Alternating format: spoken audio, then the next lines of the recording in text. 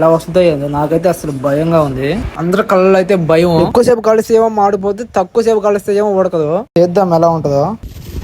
First కోడిని అయితే కొట్టించేసాము. మా వాళ్ళు అయితే దీని అయితే కట్ చేస్తా ఉన్నారు. మేమైతే అరటాకులు అయితే వస్తా ఉన్నాము. ఈ గ్యాప్ లో చినుకులు అయితే పడతా ఉన్నాయి అనమాట. వర్షం పడుతుంది గాయస్.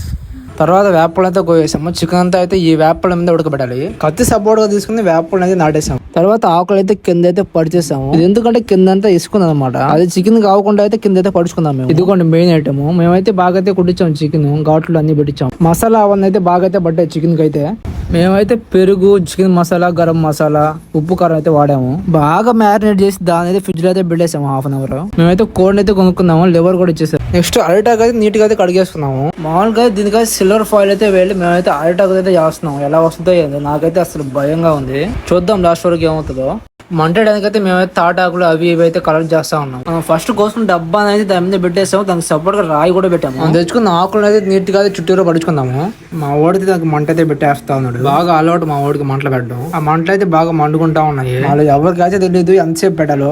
అందరి కళ్ళలో అయితే భయం. ఎక్కువసేపు కలిస్తే ఏమో మాడిపోతే, తక్కువసేపు కలిస్తే ఏమో ఉడకదు. ప్రతి వాడి కళ్ళల్లో భయం, ఒక్కడి ఫేస్ లో నవ్వులేదు. లాస్ట్ కి హాఫ్ అన్ అవర్ అయితే ఉడికింది. తీద్దాం ఎలా ఉంటుందో.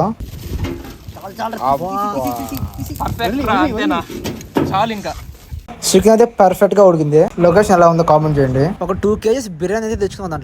దాంట్లో నీట్ గా నిమ్మకాయ అయితే పిండేసాము. ఇంకా తిన్నాం అయితే స్టార్ట్ చేద్దాము.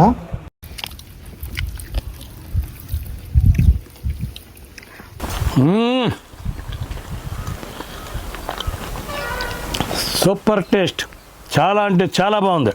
సబ్స్క్రైబ్ చేసుకో మావా.